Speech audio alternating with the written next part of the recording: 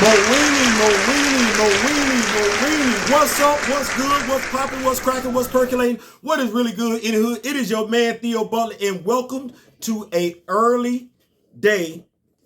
Happy New Year episode. I ain't saying. I'm just saying with the Rob Nation. Y'all go ahead and clap. Yeah, before we begin, like, share, subscribe. If you like, leave a comment. If you don't like, leave a constructive comment. I know I ain't been doing comic book reviews recently, but we've been working on some behind the scenes stuff, trying to get on schedule on stuff and everything like that. But we got comic book reviews coming to you, and we're gonna have them coming to you more often. Today we got Dr. Eve Ewing's Black Panther issue 7, and I got some comments. So without further ado, let's make it do what it do. And you know we can't do that without first making sure we give people their prop. We got Dr. Eve Ewing as the writer. We got Chris Allen and Matt Chater on the pencils. We got Craig Young and Matt Chater, double duties, on the inks. And Jesus Albertall on the color. Told you I was going to get that name right. We open up with Baba the Kisu convulsing like he done hit that Kavisu Mall one time too many.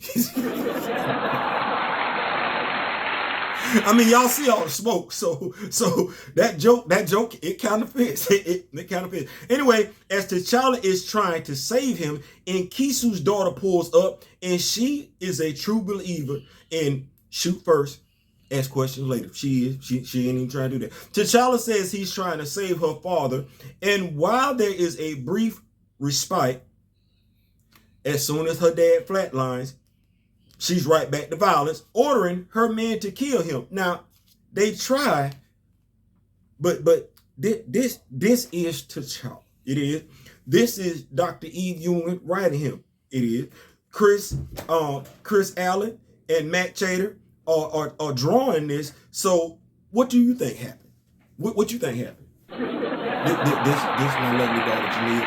She come in with daddy and everything like that. Thank you, sweetie. You and mommy finna go to the store? Mm-hmm. Okay, all right. Y'all be safe. Y'all be good with Uncle B, okay? Yes, sir. All right. Yeah, that's... Bye, guys. That's a Dora in training. That's a matter of fact, I don't know. You know what? Nah, she too good for that. We're gonna train her to be the next female Black Panther. Y'all like, Theo, wait.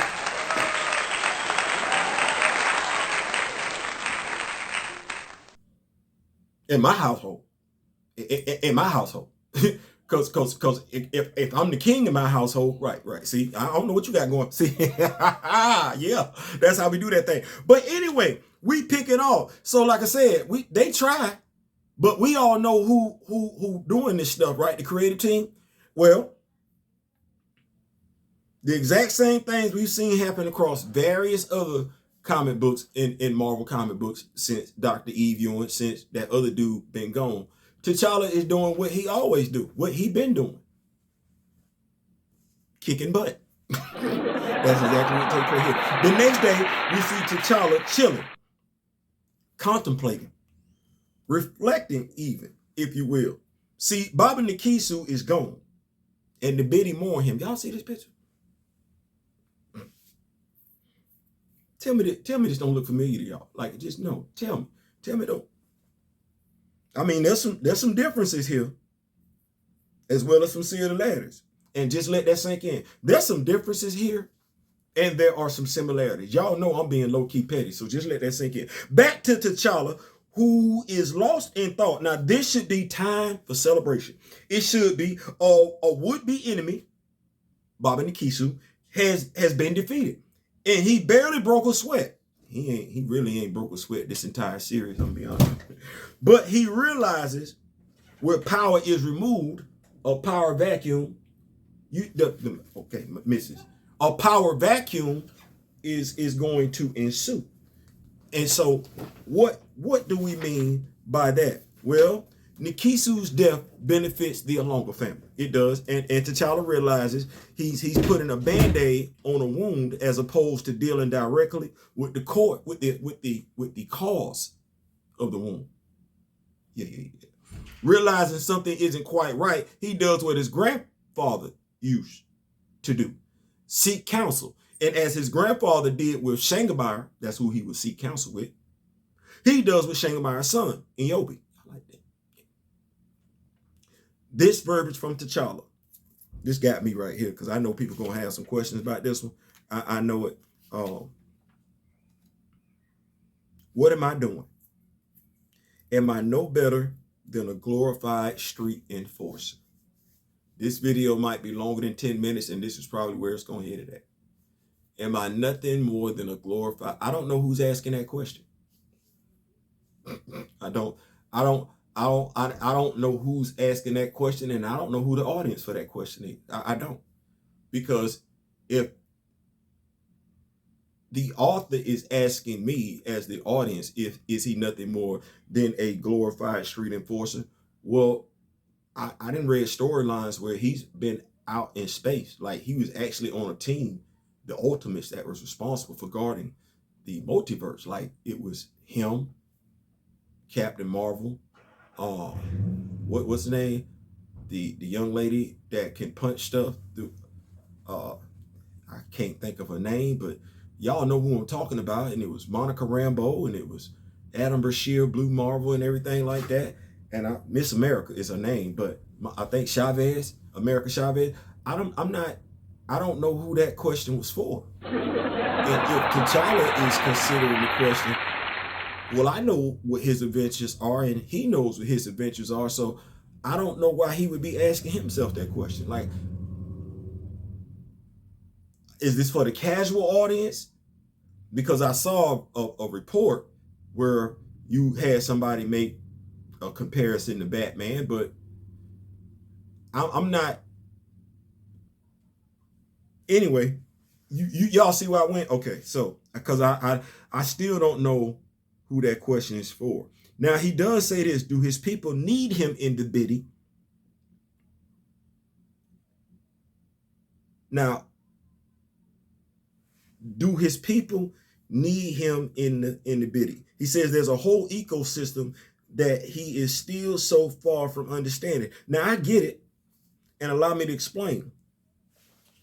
This is our first time in the Biti as comic book fans, and this is through the eyes of T'Challa.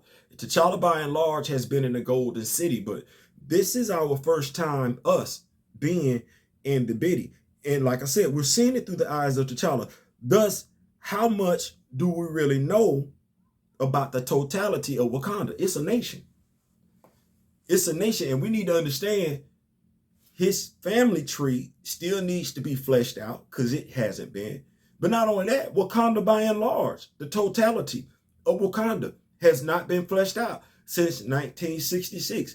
Most of the conflicts have been right there within the Golden City. Yeah. Anyway, back to our story. Nyobi quotes Nietzsche.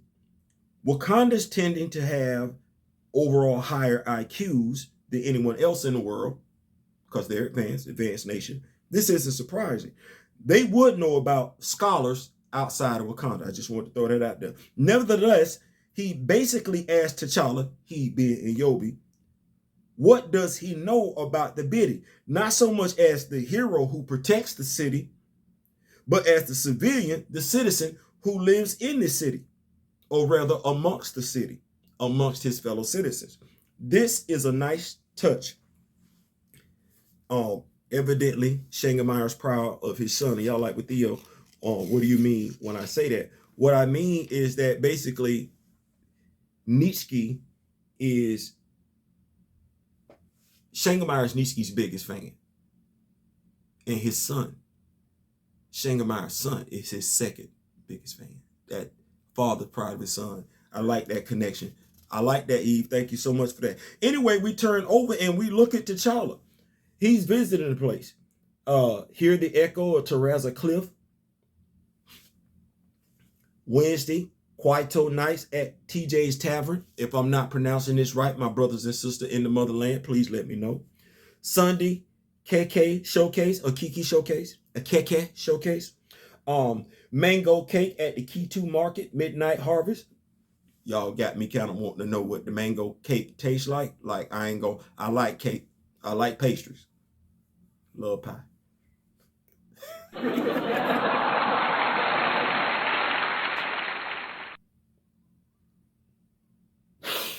Anyway, Gabetto tournament in Mtele Park. Mtele Park. I'm loving it. I'm loving that we got to see all of that. T'Challa goes forth to learn the Biti as Izzy, because Willa King could never do this. He could never do that as T'Challa. He couldn't. So I was loving every bit of that. Being amongst the city as opposed to being above the city allows him to hear things. Things like how Alina, Kibi, well, I want to make sure I'm saying Bobby Nikisu's daughter, that's her name. Alina has been showing up since his death. She been showing up and showing out, causing all kind of ruckus back and forth. And this has some word.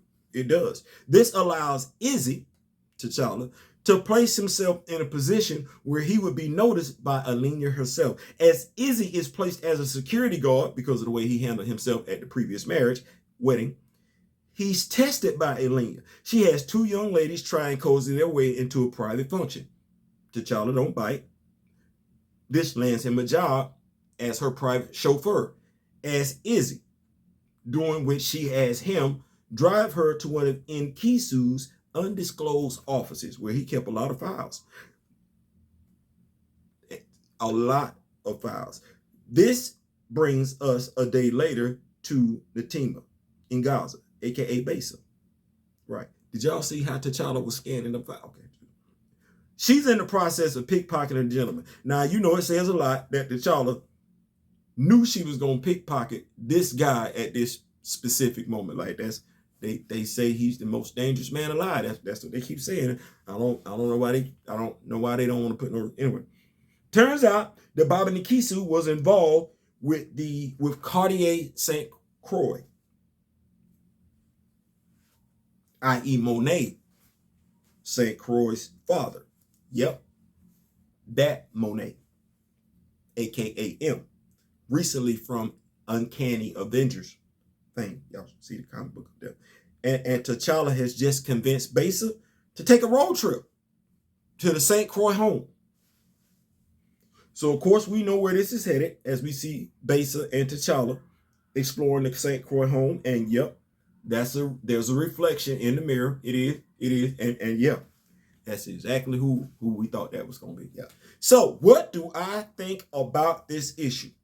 We still got some world building going on, and I can't say. I'll put it like this: I understand the need for the world building. I understand if some people want the story to hurry up and move forward. I'm going to suggest what I've always suggested. M Heroes at Marvel.com, okay to print. Let your thoughts be known. I'm of the mindset the payoff is worth it. And the reason why I say this is because I believe a writer like this needs to be given their 15 issues. I told y'all, I ain't trying to hear nothing. I don't want to hear nothing. Like, I didn't know. Because even issue 7 is better than issues 1 through 15. And that's my I know y'all like Theo. No. That's my measuring stick. Now, give me something as bad as what I got issues 1 through 15, then I'll be like, yeah, man, we might need to do something. But every issue has been better than issue 1 through 15.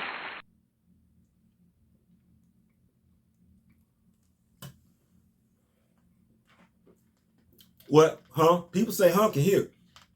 Every issue has been better than issues 1 through 15. And I know there are some people that right now, while they say they had an issue, they might not like what she got going on right now. I know some people that did not like what Ta-Nehisi Coates had going on during his first run with Black Panther. And them same people was clapping it up for the Intergalactic Empire. So I'm going to say this. I'm going to say it one more time. M Heroes, what is it? M Heroes at Marvel.com, okay to print. Yes, let your thoughts be known. Let them know we trying to get that motorcycle. We need the action figure and everything like that. Make it do what it do. But let your thoughts be known. But honestly, it's a world building issue. It's a world building issue. I can say, because people be like, Theo, what about Kavisi Ma? I thought we were gonna get something a little bit more with Kavisi Ma, but hey, now we have him in Black Panther lore, and we just want to make sure that the spirit of Kivishima gets used again. Yeah, so not too much action other than him whooping some ass, and he been consistently whooping ass. And people, you got to be careful what you ask for, because you said you want that dude to beat folks down. He been beating folks down since since she took over. But yeah, that's it. Click, like, share, subscribe. I'll be coming back to y'all with some more superhero content later on today. I ain't saying, I'm just saying. Peace.